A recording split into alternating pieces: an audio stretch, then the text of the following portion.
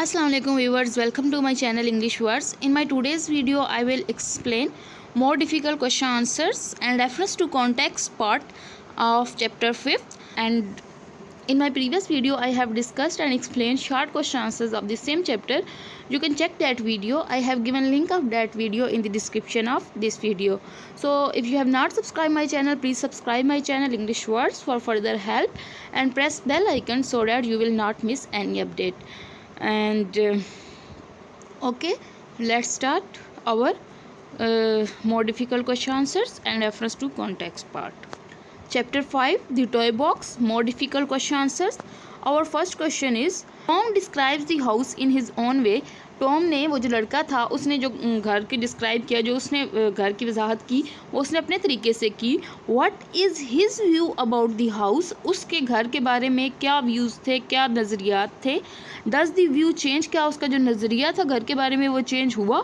When, कब change हुआ. And Y, और क्यों चेंज हुआ. So it's a long question. The answer is, his view of the house is that it is a cold, scary and spooky house with echoing rooms.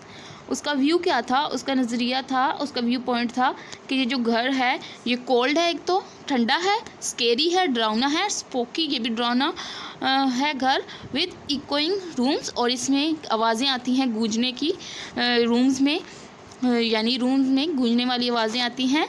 In the first few days he experienced A number of horror incidents that made him scary. कुछ दिनों में उसने बहुत ज़्यादा horror incident, मतलब डराने से उसके साथ वाक़यात हुए जिसकी वजह से वो बहुत डर गया.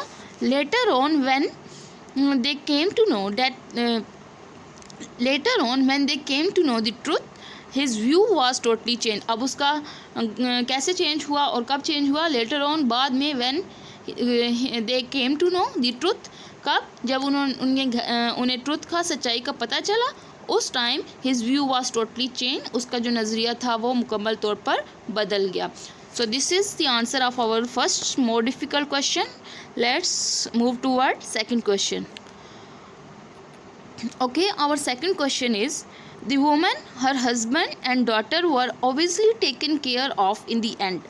जो वो वुमन थी जो टॉय बॉक्स में रोती थी, वो वाली वुमन, उसका जो हस्बैंड था वो, और उसकी जो बेटी थी वो, उनके जो अच्छे तरीके से लास्ट पे उनकी टेक केयर की गई, उनका ख्याल रखा गया. What is your view about how and why they got there in the first place. आपका क्या नज़रिया है कि कब और कि कैसे और क्यों they got there in the first place, कि वो उधर क्यों आए थे पहले रहने. It was the family of 3 members that were taking refuge in the house because they had nowhere else to live. It was the family of 3 members, ये 3 लोगों की एक फैमिली थी. डैट वर टेकिंग रिफ्यूज, जिन्होंने पनाह ली थी, इन the house, उस घर में, because they had nowhere else to live, क्योंकि उनके पास रहने के लिए कोई और जगह नहीं थी. When Tom's family came to know about the situation, they took charge of the family.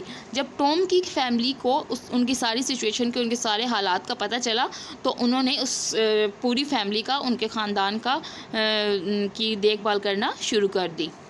ये थे हमारे more difficult question answers. Let's move toward reference to context part of the same chapter. Chapter 5, the toy box, reference to context question. Our first statement is, and just in my previous videos I have explained about reference to context question, that what type of question these are.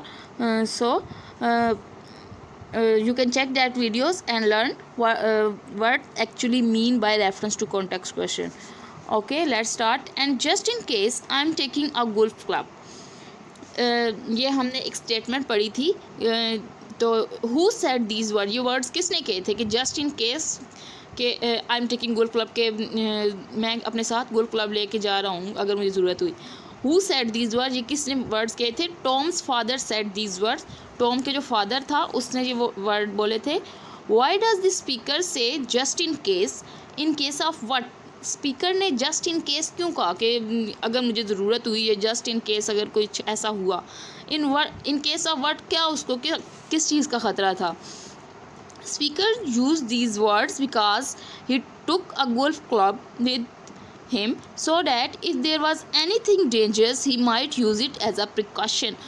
Speaker ने इस वजह से just in case word use किया है क्योंकि वो अपने साथ गोल्फ क्लब लेके गया था ताकि अगर कोई चीज़ डेंजरस है, कोई ख़तरनाक चीज़ है, तो वो उसे अपने प्रिकॉशन के लिए, अपनी हिफाजत के लिए उसे अपने साथ इस्तेमाल कर सके, लेके जाए और इस्तेमाल कर सके. What clubs does he take and what does he do with it.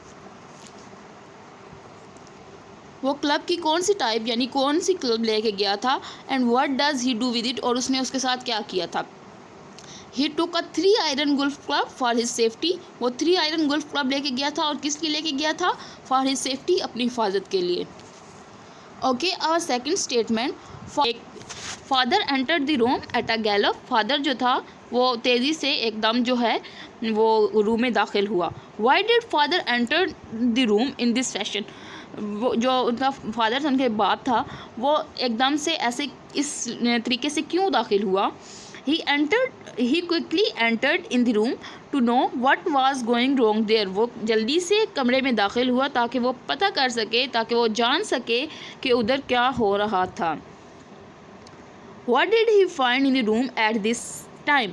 उसको जब वो जल्दी से एकदम से दाखिल हुआ था तो तब उसको मतलब वो ये देखने के लिए कि क्या हो रहा है उधर, तो उसने क्या फाइंड किया, क्या हो रहा था उधर. He found Tom, Matilda and there mother. उसने उधर क्या था, उधर कौन थे, टॉम थे, मटिल्डा थे, उनकी मदर थी. What did he do in the room and immediately after this. इसके फ़ौरन बाद उसने उस कमरे में क्या किया. They left the room in an orderly manner and investigated the matter for which he took a golf club with him. उन्होंने फ़ौरन क्या किया, एक ऑर्डर से उन्होंने रूम को लीव कर दिया, छोड़ दिया, और वो छानबीन करने के लिए चले गए कि आखिर क्या मामला है, और वो इसके लिए अपने साथ गोल्फ क्लब भी ले गया. ओके व्यूअर्स, ये थे हमारे more difficult question answers and reference to context question answers. I hope you have understood it. So if you have not subscribe my channel, please subscribe my channel English words for further help and press bell icon so that you will not miss any update. And if you have any question, any query, you can ask me in the comment section. And okay, thanks.